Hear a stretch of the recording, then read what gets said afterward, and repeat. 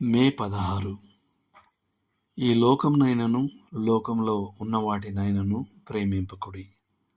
ఎవడైనను లోకమును ప్రేమించిన ఎడల తండ్రి ప్రేమ వానిలో నుండదు. యోహాన్ రాసిన మొదటి పత్రిక 2వ అధ్యాయము 15వ వచనం. క్రొత్త నిబంధనలో లోకం దేవునికి విరోధమైన రాజ్యంగా చూపబడింది. సాతాను దాని పాలకుడు మరియు అవిశ్వాసులందరూ దాని ప్రజలు. ఈ లోకంలో ఉన్నదంతా శరీరాశ, నేత్రాశ మరియు జీవపు డంబం. వీటి ద్వారా లోకం మానవుణ్ణి ఆకర్షిస్తుంది. ఇది దేవుడు లేకుండా మానవుడు తనను తాను సంతోషపరచుకోవడానికి ప్రయత్నించే సమాజం మరియు క్రీస్తు నామం స్వాగతించబడని చోటు. డాక్టర్ గ్లీజన్ ఎల్ ఆర్చర్ జూనియర్ గారు ఇలా అంటారు: ప్రపంచం అనేది దేవునికి వ్యతిరేకంగా ఉన్న మానవ జాతి యొక్క తిరుగుబాటు, స్వార్థపరత్వం మరియు శత్రుత్వాన్ని వ్యక్తపరిచే ఒక స్థిరమైన వ్యవస్థ. లోకానికి దాని స్వంత వినోదాలు, రాజకీయాలు, కళ, సంగీతం, మతం, ఆలోచన విధానాలు మరియు జీవన శైలి ఉన్నాయి. అది అందరినీ దానికి అనుగుణంగా మారమని బలవంతం చేయడానికి ప్రయత్నిస్తుంది మరియు నిరాకరించే వారిని ద్వేషిస్తుంది. ఇది ప్రభు అయిన యేసు పట్ల దాని ద్వేషాన్ని వివరిస్తుంది. క్రీస్తు మనలను లోకం నుండి విడిపించడానికి మరణించాడు. ఇప్పుడు లోకము మనకు సిలువ వేయబడింది మరియు మనం దానికి సిలువ వేయబడ్డాం. విశ్వాసులు లోకమును ఏ రూపంలోనైనా ప్రేమించడం ద్రోహం. వాస్తవానికి లోకాన్ని ప్రేమించేవారు దేవుని శత్రువులని అపోస్తలుడైన యోహాను అంటాడు.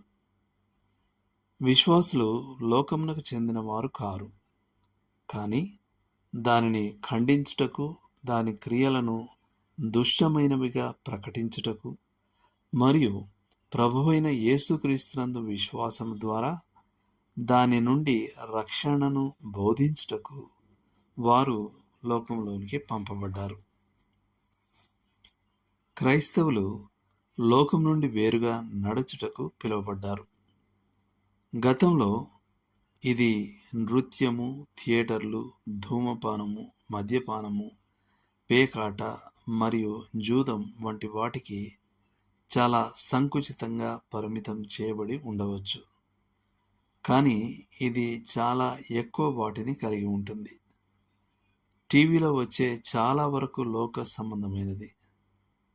నేత్రాశను మరియు శరీరాశను వ్యక్తపరుస్తుంది. అహంకారము లోక సంబంధమైనది. అది బిరుదులు, డిగ్రీలు, జీతం, వారసత్వం లేదా పెద్ద పేరుకు సంబంధించిన అహంకారమైనా కావచ్చు. ఐశ్వర్యవంతమైన జీవితం పాప సంబంధమైనదే. అది రాజప్రసాదాల వంటి ఇళ్లలో నివాసం కావచ్చు, బహువిలాసమైన భోజనాలు కావచ్చు, చూపు ఆకర్షించే దుస్తులు మరియు ఆభరణాలు కావచ్చు, లేదా ప్రతిష్టాత్మక కార్లు కావచ్చు. అలాగే ఓర్పులేని సుఖ సంబంధమైన జీవిత ప్రయాణాలు, షాపింగ్, క్రీడలు మరియు వినోదంలో మునిగి ఉండే జీవితం కూడా లోక సంబంధమైనదే. మనము ఆధ్యాత్మికంగా మరియు భక్తిపరులుగా కనిపించినప్పటికీ మరియు మన పిల్లల కోసం మన ఆశయాలు లోక సంబంధమైనవి కావచ్చు. చివరగా వివాహేతర లైంగిక సంబంధం లోక సంబంధత్వంలో ఒక రూపం. మనం రక్షకునికి ఎంత ఎక్కువ సమర్పించుకుంటే, ఆయనకు ఎంత ఎక్కువ అంకితమైతే, లోక సంబంధమైన సుఖాలకు మరియు వినోదాలకు మనకు అంత తక్కువ సమయం ఉంటుంది.